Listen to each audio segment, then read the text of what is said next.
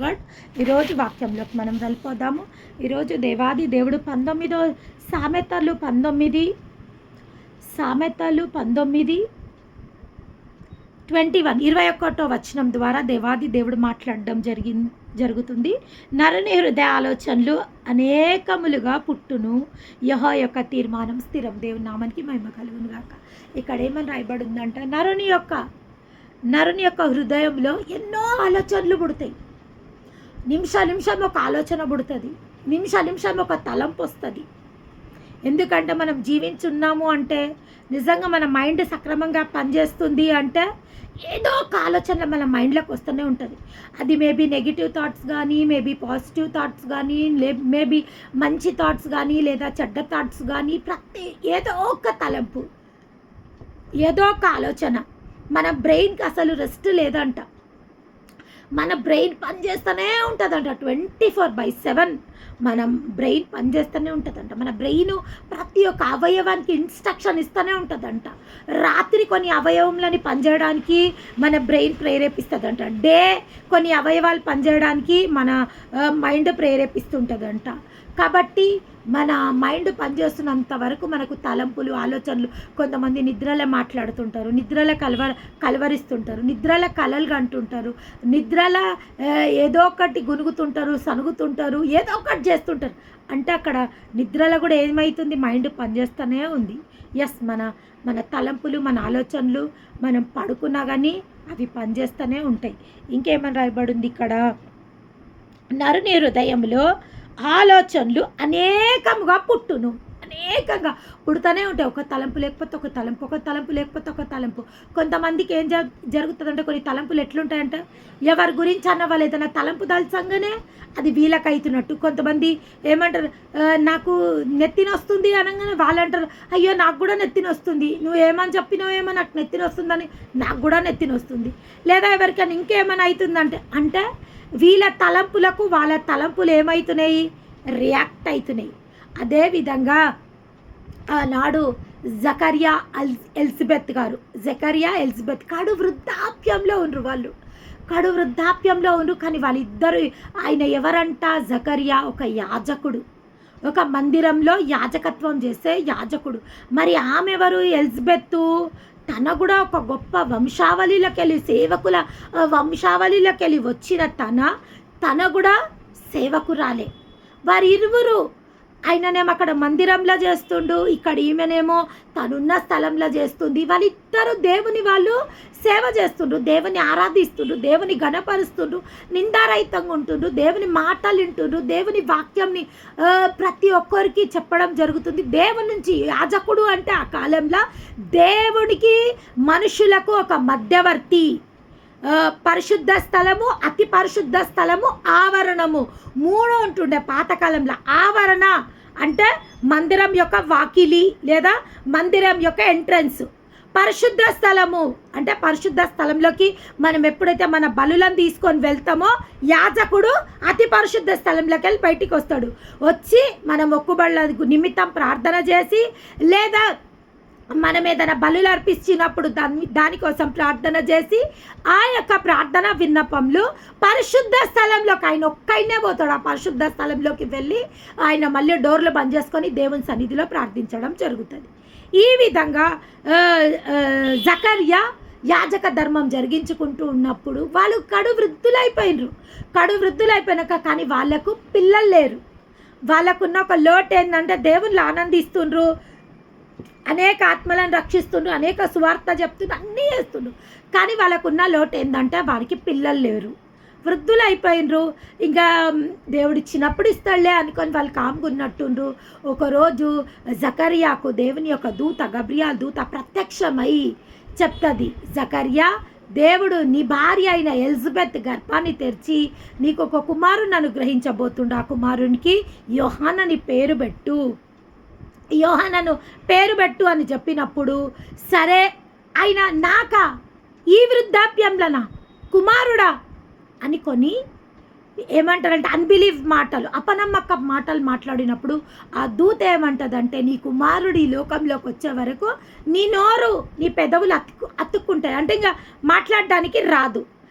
ఆయన యాజక క్రమము అయిపోయిన తర్వాత జకర్యా తన గృహానికి వెళ్ళడం జరుగుతుంది. తన భార్యని ఆయన కూడినప్పుడు దేవాది దేవుడు వారిని జ్ఞాపకం చేసుకొని ఆమెని దర్శించి దేవుడు ఆమె గర్భవతి అవుతుంది. గర్భవతి అయినప్పుడు మళ్ళీ ఆయనకు యాజక ధర్మం జరిగించే టైం వచ్చేసింది. అంటే ఆ టైంలో 3 monthsకి 6 monthsకి ఒకసారి యాజకుడు మారుతుంటాడు. మరి ఎంత క్రమంలో మారుతారో ఎగ్జాక్ట్గా మనకు తెలియదు, ఒక మినిమంగా చెప్తున్నా. అప్పుడు ఇంకా తన గర్భవతి అయినప్పుడు జకర్యా వెళ్ళిపోవడం జరిగింది. తన గర్భవతి ఒక్కతే తను ఉంటుంది. ఒక్కతే ఉన్నప్పుడు అక్కడ మరియకు, కన్య అయిన మరియకు దేవుని యొక్క దూత ప్రత్యక్షమై ఏమంటది, మరియా నీకు శుభము, దయాప్రాప్తురాలా నీకు శుభమవుగాక అన్నప్పుడు ఆమె ఆ శుభవచనములు విని ఎంతో సంతోషిస్తుంది. అప్పుడు ఏమంటాడంటే ఆ యొక్క దూత, నువ్వు కుమారుని కందువు, అతనికి యేసు అని పేరు పెడతావు. అప్పుడు ఆమె అంటది, దేవా ప్రభువా ఇది నాకేలా సంభవము, నేను పురుషున్నైనా ఎరగనే, నాకు ఎంగేజ్మెంట్ అయితే అయిపోయింది యోసేపుతో, కానీ నేను ఏ పురుషుని ముట్టలేదు, ఏ పురుషుని కూడలేదు, నేనెట్లా గర్భం ధరిస్తా, నాకెట్లా కొడుకు పుడతాడు, నేనెట్లా కొడుకుకి యేసు అని పేరు పెడతా అన్నప్పుడు ఇది ఎలా సంభవము అని ఆమె క్వశ్చన్ వేసినప్పుడు ఆ యొక్క దూత ఏమంటదంటే, సర్వోన్నతుని మహిమ నిన్ను కమ్ముకును, పరిశుద్ధాత్మ వల్ల నువ్వు గర్భం ధరిస్తావు అని ఎప్పుడైతే ఆ వార్త ఆ యొక్క మరియ విన్నదో ఆ శుభవచనములను ఆమె స్వీకరించింది. ఎప్పుడైతే ఆమె ఆ శుభవచనములను స్వీకరించిందో అప్పుడే ఆమె గర్భం ధరించడం జరిగింది.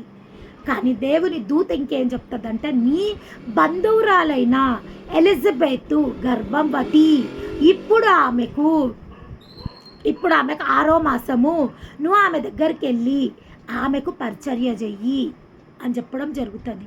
అప్పుడు ఆ మరియం ఏం చేస్తుందంటే ఎలిజబెత్ ఇంటికి వెళ్ళడం జరుగుతుంది. ఆమె బంధువురాలు, కానీ ఈమెకు అంత జ్ఞాపకం లేదు, అంత తెలియదు. కానీ ఎప్పుడైతే దూత చెప్పినప్పుడు వెళ్ళినప్పుడు ఆ యొక్క మరియమ్మ ఆ యొక్క ఇంట్లోకి వెళ్ళంగానే ఎంట్రన్స్లో నిలబడంగానే ఆమె ఏం చెప్తుందంటే తన బంధువురాలని ఎలిజబెత్కి శుభవచనములు చెప్తుంది. థాట్స్ గురించి చెప్పడం కోసం నేను ఇదంతా ఎక్స్ప్లెయిన్ చేస్తున్నా.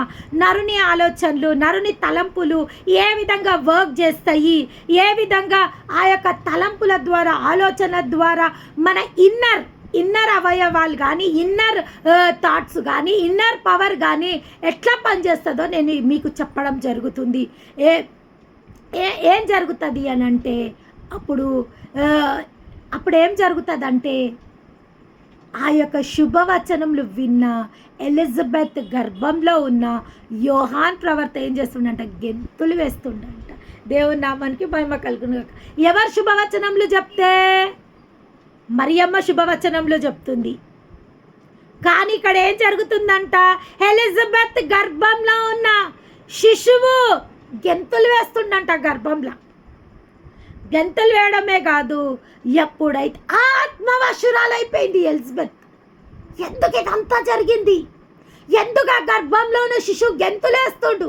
ఈమె ఎందుకు ఆత్మవశురాలైపోయి సర్వోన్నతుని తల్లి నా దగ్గరికి రావడం నాకు ఒక భాగ్యము, నువ్వు స్త్రీలలో ఆశీర్వదింపబడిన దానము, నీ గర్భఫలం ఆశీర్వదింపబడ్డది అని ప్రవచనం ఎత్తి ప్రవచిస్తూనే ఉందంట. ఎందుకంటే ఆ యొక్క గర్భంలో ఉన్న యేసు ప్రభు ఆ గృహాన్ని దర్శించినప్పుడు, ఆ గృహంలోకి ఆ దేవాది దేవుడు వెళ్ళినప్పుడు ఏం జరిగిందంట, అక్కడ మొత్తం అట్మాస్ఫియర్ అంతా చేంజ్ అయిపోయింది. అక్కడ ఎలిజబెత్ థాట్స్ చేంజ్ అయిపోయినాయి, ఎలిజబెత్ మాటలు చేంజ్ అయిపోయినాయి. యోహాన్ ప్రవర్త పిండంగా ఉన్నాడు. ఎంత ఉన్నాడు? 6 months పిండము. ఆ పిండము గర్భంలో ఏమవుతుందంట, గెంతులు వేస్తుండంట. ఈరోజు దేవుడు మనతో ఏమంటుండు, నరుని హృదయంలో ఆలోచనలు అనేకముగా పుట్టును. అనేకమైన ఆలోచనలు. అక్కడ మరియ తల్లికి ఆలోచనలు పుట్టినాయి. నేను కన్యను కదా, నేనెట్లా గర్భం ధరిస్తా, ఎట్లా నేను ఒక కుమారుని గంట, ఎట్లా యేసు అని పేరు పెడతా. అక్కడ జకర్యా ప్రవర్త ఏమంటుండు, ఇది నాకేలా సంభవము, నేను కడు వృద్ధాప్యంలో ఉన్నా కదా, నేనెట్లా కుమారుని గంట. నరుని హృదయంలో ఆలోచనలు అనేకం పుట్టును. కొన్నిసార్లు మనకు నెగిటివ్ థాట్స్ వస్తుంటాయి, కొన్నిసార్లు పాజిటివ్ థాట్స్ వస్తుంటాయి, అనేక రకమైన మనకు థాట్స్ వస్తుంటాయి. కానీ యెహోవా యొక్క తీర్మానము స్థిరము. దేవుడు ఏ థాట్నైతే మన హృదయంలో పెడతాడో, ఏ థాట్ ద్వారా అయితే మనతో మాట్లాడాలనుకుంటాడో, ఏదైతే ఆలోచనల ద్వారా ఏదైతే మన జీవితాలలో జరిగించాలనుకుంటాడో అది నిశ్చయంగా జరుగుతుంది. ఎప్పుడైతే ఆ మరియ తల్లి తన ఆలోచనలలో తన ఆ మాటని ఆ యొక్క దూత చేత అడిగినప్పుడు, ఆ దూత ఎప్పుడైతే క్లారిఫికేషన్ చేస్తుందో, సర్వోన్నతుని మహిమ నీ మీద కమ్ముకున్నప్పుడు ఈ యొక్క అద్భుతం నీ జీవితంలో జరుగుతుంది. అంటే షీ రిసీవ్ ద మిరకల్, ఆ యొక్క అద్భుతాన్ని తన పొందుకోగలిగింది. అదే విధంగా ఇక్కడ జకరియా కూడా ఇది ఎట్లా సంభవం నాకు అని అన్నప్పుడు తన పెదవులు మూయబడ్డాయి.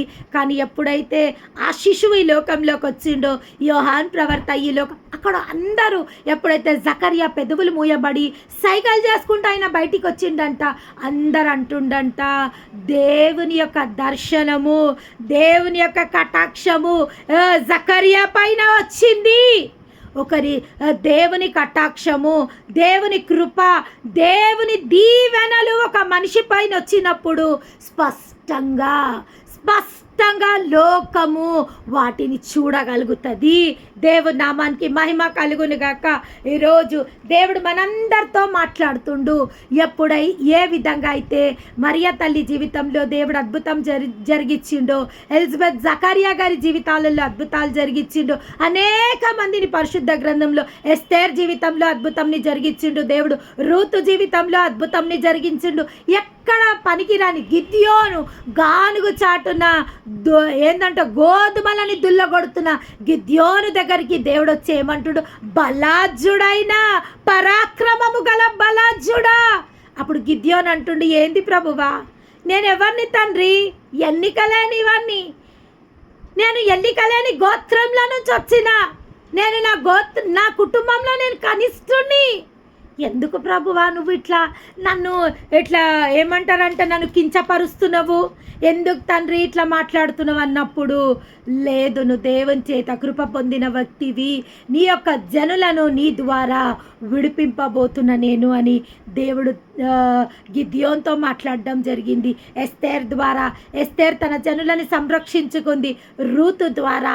రూతు ఎవరామె? ఆమె ఒక మోయాబీరాలు అని అంటే ఆమె ఒక ఎన్నిక లేని గోత్రంలోకి వచ్చిన ఆమె. కానీ తన మంచి ప్రవర్తన ద్వారా, తన మంచి ఆలోచనల ద్వారా, తన మంచి పరిచర్య, తనకు అత్తకు చేసిన మంచి పరిచర్య ద్వారా బోయాజ్కి భార్యగా మార్చబడ్డది. దావీదు వంశావళిని మోసే భాగ్యాన్ని, అదేవిధంగా యేసు ప్రభు వంశావళిలో ఒక మూల వృక్షంగా దేవాది దేవుడు రూతును ఉంచడం జరిగింది. ఈరోజు దేవాది దేవుడు మనందరితో సెలవివ్వడం జరుగుతుంది. నరుని తలంపులు, నరుని ఆలోచనలు అనేకములు పుట్టును. నరుని హృదయంలో అనేక రకాల ఆలోచనలు పుడతాయి. కానీ ఇక్కడ దేవుడు ఏమంటుండంటే, యెహోవా యొక్క తీర్మానమే స్థిరం. ఫైనల్ డెసిషన్ ఎవరిదంట? మన జీవితంలో ఎన్ని దుష్టుడు తలంపులు తెచ్చినా, ఎన్ని ఆలోచనలు తెచ్చినా, కానీ ఎన్ని మంచి ఆలోచనలు తెచ్చినా, చెడ్డ ఆలోచనలు తెచ్చినా, ఒక్కటి మాత్రం స్థిరం అంటే నిశ్చయం. ఏమని? యెహోవా యొక్క తీర్మానమే స్థిరం. At last the decision and the final decision is of our God. దేవుని యొక్క తీర్మానమే స్థిరం. ఈరోజు ఎవరెవరైతే ఈ స్థితిలో గుండా మేము వెళ్ళవలసిన వాళ్ళం కాదు, ఈ పరిస్థితుల గుండా, ఈ పరిస్థితి మాకెందుకు వచ్చింది, ఈ స్థితి మాకెందుకు వచ్చింది, ఇది శిక్షణ, ఇది పరీక్షణ, లేకుండా ఇది మేము ఒక ఓటమి ద్వారా వచ్చిందా, ఇది దేని వల్ల వచ్చింది అని ప్రతి ఒక్కరితో దేవాది దేవుడు ఈరోజు మాట్లాడడం జరుగుతుంది. ఏంటంటే ఎప్పుడైతే మీరు నా యొక్క తీర్మానంలో ఉంటారో, నా యొక్క మాటలను మీరు గైకొంటారో, నా యందు భయభక్తులతో మీరు ఉంటారో, నా ఆజ్ఞలను పాటించి ఎప్పుడైతే మీరు నాలో స్థిరంగా ఉంటారో, నేను బెస్ట్ అండ్ బెస్ట్ నిర్ణయాలు మీకోసం తీసుకోవడానికి నేను సిద్ధమై ఉన్నాని దేవాది దేవుడు ఈరోజు మనందరితో మాట్లాడడం జరుగుతుంది. ఇంకా ఏమంటుండంటే, నరుని ఆత్మ వాని వ్యాధిని ఓర్చదు, నలిగిన హృదయమును ఎవ్వడును సహింపగలడు.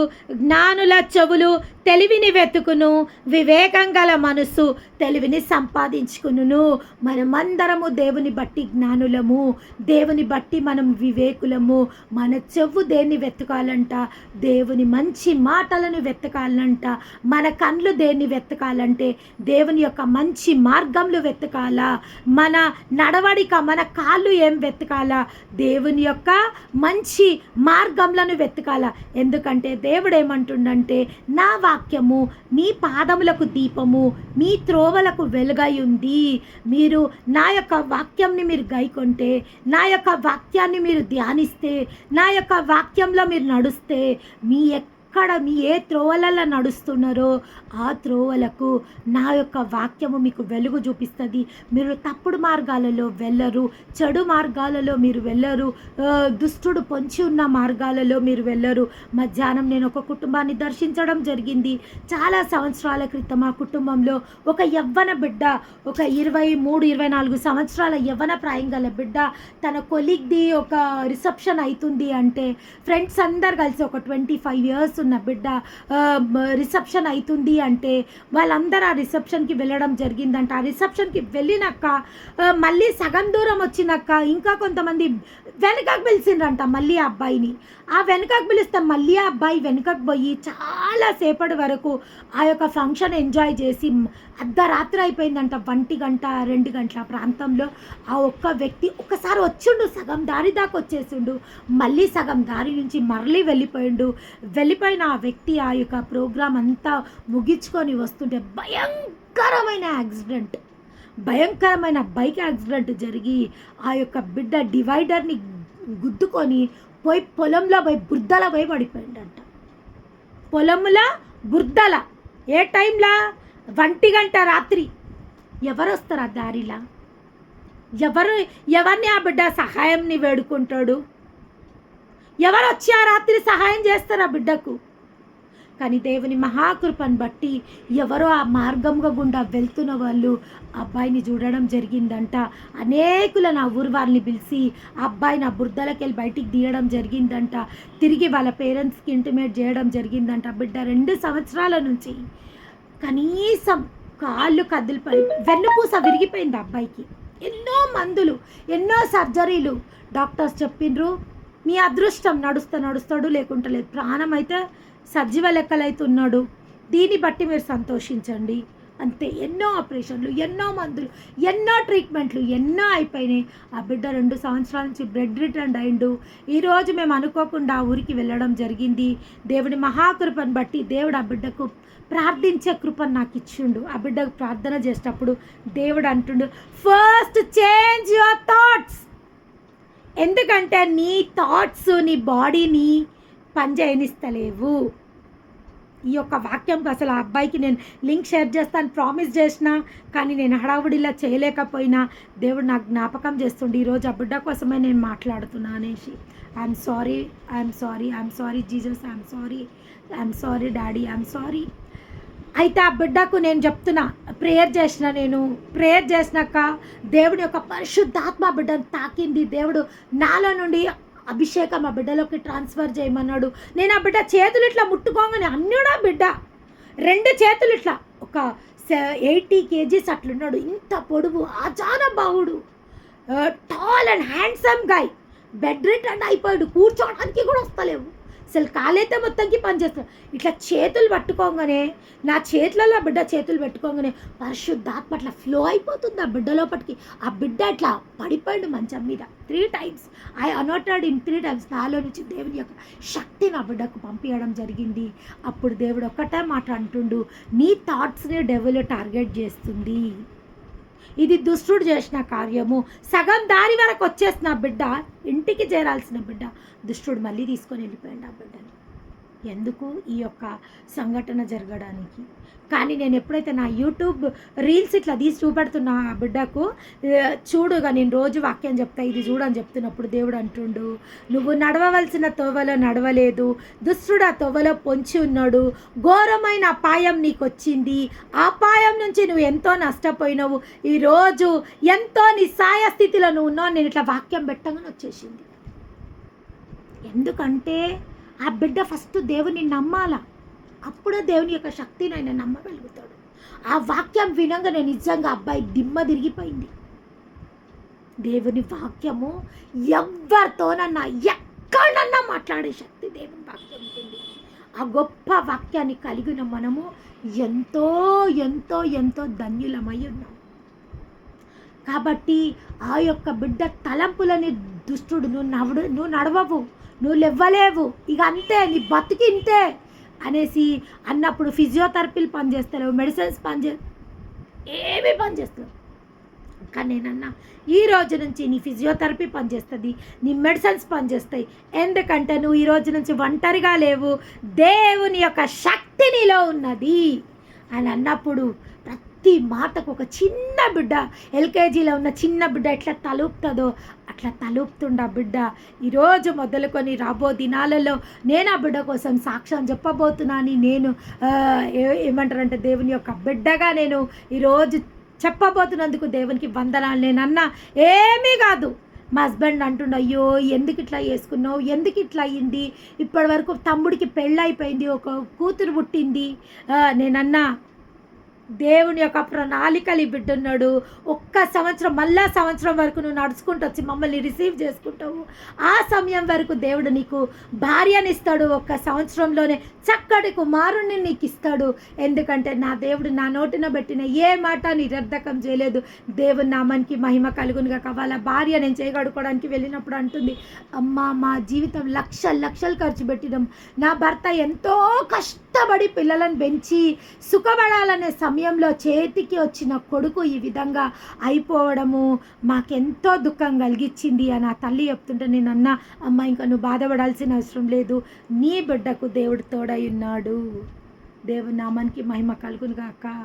అదేవిధంగా దుష్టుడు ఈరోజు అంటుండు, మనకెన్నో తలంపులు ఎన్నో ఆలోచనలు వచ్చినప్పటికీ యెహోవా యొక్క తీర్మానము స్థిరము. మన జీవితంలో మనం దేనికోసం బాధపడాల్సిన అవసరం లేదు, దేనికోసం భయపడాల్సిన అవసరం లేదు, దేనికోసం దిగులు చెందాల్సిన అవసరం లేదు. ఎందుకంటే దేవుని చిత్తమే నిశ్చయంగా మన జీవితంలో జరగబోతుందని దేవాది దేవుడు ఈ సమయంలో మనందరినీ ధైర్యపరిచినందుకు ఆయన నామానికి మహిమ కలుగును గాక. ఇంకొక మాట చెప్పి నేను ముగిస్తా. ఇంకేమంటుండంటే, చాలా వాక్యాలు నేను ఈరోజు చెప్దామనుకున్నా. ఒకని నోటి బలము చేత వాని కడుపు నిండును, తన పెదవుల ఆదాయం చేత వాడు తృప్తి పొందును, జీవ మరణములు నాలుక వశము. ఇంకా ఏమని చెప్తుండు దేవుడు, ఒకని నోటి ఫలము చేత వాని కడుపు నిండును. నోటి ఫలము చేత కడుపు ఎట్లా నిండుతుంది? నోరుతో కడుపు నీ కడుపు నిండా అంటే నిండిపోతుందా? నిండుతుందా? అన్నం తింటా నిండుతుంది, లేదా ఇంకేదైనా తింటా నిండుతుంది. మరి ఇక్కడ ఎందుకు అట్లా అంటుండంటే, తన పెదవుల ఆదాయం చేత వాడు తృప్తిపరచబడును.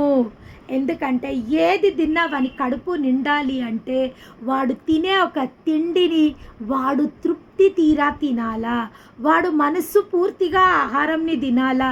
వాడు ఇది దేవుడిచ్చిన తిండి. చాలామంది ఫుడ్ దగ్గరికి రాగానే ఉప్పు లేదు, ఇలా కారం లేదు, ఇది ఇట్లుంది, పచ్చిగుంది, ఇది సచ్చిగుంది, ఇది తెల్లగుంది, ఇది పుల్లగుంది, ఉంది, ఇది నల్లగా ఉంది, ఎన్నో ఎన్నో ఎన్నో బహానాలు చెప్తుంటారు. కానీ ఆ తిండి మన దగ్గరికి రావాలంటే కూడా అది దేవుని యొక్క చిత్తమై ఉంటే తప్ప. లోకంలో ఎంతోమంది ఉపవాసాలు తిననికి తిండి లేకుంటుండు. కానీ ఇక్కడ ఏమంటుండంటే, ఒకని నోటి ఫలము చేత వాని కడుపు నిండును, తన పెదవుల ఆదాయం చేత వాడు తృప్తి పొందును. జీవ మరణములు నాలిక వశము, దాని యందు ప్రీతి పడువాడు దాని ఫలమును తిందురు. ఇప్పుడు ఏమంటుండు, ఎట్లా నీ నోటికి నచ్చింది నువ్వు తింటున్నావు కదా. ఎంతమంది తిండి పెట్టినాక కూడా ఇది బాగలేదు నాకు వద్దు అని ప్లేట్ ఎదురుగా జరిగిపోతారు. ఏ విధంగా నీకు మంచి తిండి ఏందో, చెడ్డ తిండి ఏందో, రుచి తిండి ఏందో, రుచి లేని తిండి ఏందో నువ్వు ఆలోచించి నీ కడుపు నింపుకుంటున్నావో, ఈ రోజు నుంచి దేవుడు ఏమంటుండంటే, జీవాన్ని మరణాన్ని నీ నోట్లో పెట్టినా చూసి మాట్లాడు. ఎందుకంటే ఏ విధంగా నీకు నచ్చిన తిండి నువ్వు తిన్నప్పుడు నువ్వు తృప్తి పొందుతుంటావో, నువ్వు మరణాన్ని నీ నోటి నుంచి ప్రవచిస్తే మరణం సంభవిస్తుంది, జీవాన్ని ప్రవచిస్తే జీవము నీలోకి వస్తుంది. ఇంకేమంటుండంటే, దాని యందు ప్రీతి పడివాడు దాని ఫలమును తిందును.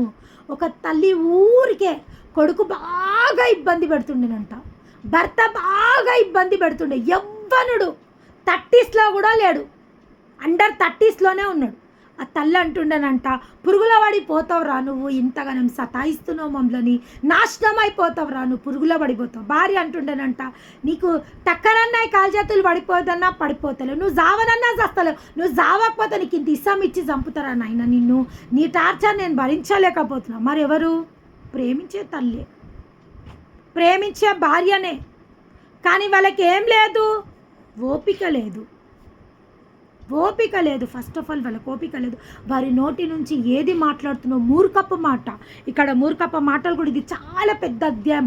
మూర్ఖపు మాటల గురించి కూడా ఉంది, తప్పుడు మాటల గురించి ఉంది. జ్ఞానం కలిగి మాట్లాడాలా, మూర్ఖపు మాటలు మాట్లాడొద్దు, వివేచన కలిగి మాట్లాడాలా. ఎందుకంటే ఇక్కడ కింద వచనంలో కూడా ఉంది, బుద్ధి వచ్చు. ఇప్పుడు నేను ఇంతకుముందు చదివిన దాని కింద కూడా ఉంది, ఏమని, మాటల గురించి ఒక మాట ఇక్కడ చదవడం జరిగింది. అట్లా పిచ్చి పిచ్చి మాటలు వాళ్ళు మాట్లాడడం జరిగింది. రీసెంట్లీ ఒక 15 days క్రితము అబ్బాయి భార్యాభర్తలు గొడవపడి ట్యాంక్ బండ్లో పడిపోయి 3 రోజులు అయినాక కుళ్ళు పట్టిన దేహంతో ఆ నీళ్ళలో నుంచి బయటికి రావడం జరిగింది. ఏం జరిగింది? ఆ తల్లి ఏ విధంగా అయితే శపించిందో అసలు మొత్తం కుళ్ళి పట్టిపోయింది ఆ శవం. సావుకు వచ్చిన ప్రతి ఒక్కళ్ళు ఇట్లా మూతికి బట్ట కట్టుకొని అసలు ఎవ్వరు మొహం చూడలేదు. ఎంతోమంది వచ్చిండ్రు ఆ చివరి చూపు చూడడానికి, 1000 మంది వచ్చిండొచ్చు, కానీ ఒక్క మనిషి మొహం చూడలేదు. ఆ శవంలో బ్లడ్ ఇట్లా లీక్ అవుతుంది, కుళ్ళిపోయింది మొత్తం దేహం. ఈ తోలంతా, ఈ కూరంతా వెళ్ళిపోయింది. ఆ భార్య మాటలు, ఆ తల్లి మాటలు, దీవెన పలకాల్సిన నోటితో శాపాలు పలికినప్పుడు ఆ యొక్క మాటల వల్ల ఆ బిడ్డ ఈరోజు సజీవ లెక్కలో లేడు. కాబట్టి దేవుడు ఈరోజు మన మాటలని జాగ్రత్తగా చూసుకోవాల్సిందిగా కోరుతుండు. ఇంకొకటి ఏమని చెప్తుండంటే, నరుని హృదయంలో ఆలోచనలు అనేకములు పుడతాయి, కానీ దేవుని యొక్క తీర్మానమే స్థిరము. ఇంకొక మాట చెప్పి నేను ముగిస్తాను, 2 నిమిషాలు. ఇంకేమంటుండు, భార్యతోడ పోరు ఎగతెగక పడుచుండు బిందువులతో సమానము, గృహములు విత్తనములు పితురిచ్చు స్వాస్థము, సుబుద్ధి గల భార్య యెహోవా యొక్క దానము. సుబుద్ధి గల భార్య ఎవరంట? యెహోవా యొక్క దానము. మీరందరూ భార్యలు, నేను కూడా భార్యనే. దేవుడు ఈరోజు నాతో మీతో అందరితో మాట్లాడుతుండు. భార్యలైన మీరు సుబుద్ధి కలిగి, బుద్ధి కూడా కాదు, సుబుద్ధి, సంయోచితమైన జ్ఞానము అంటుంటా నేను. సంయోచితమైన జ్ఞానము అంటే ఏంటంటే, ఏ నిమిషం ఏం మాట్లాడాలా, ఏ నిమిషం మౌనంగా ఉండాలా, ఏ నిమిషం నోరు తెరవాలా. సంయోచితమైన జ్ఞానం కోసం మనం దేవుణ్ణి అడగాల, సుబుద్ధి కోసం మనం దేవుణ్ణి అడగాల. ఒకటి, మన నోటి నుంచి మంచి మాటలు రావాలని అడగాల. రెండవది, సుబుద్ధి గల మాటలు మన నోటి నుంచి రావాలని అడగాల. మూడవది, ప్రతిదీ దేవుడు మన హృదయంలో ప్రభువా నీ చిత్తం నా జీవితంలో నిశ్చయంగా నెరవేర్చబడాలా అని అడగాల. ఈ 3 గురించి దేవుడు అంటుండు. దేవుడు ఈరోజు ఈ 3 గురించి మాట్లాడినందుకు దేవాది దేవునికే స్తుతులు స్తోత్రములు. మహాపరిశుద్ధుడవైన తండ్రి, మరొక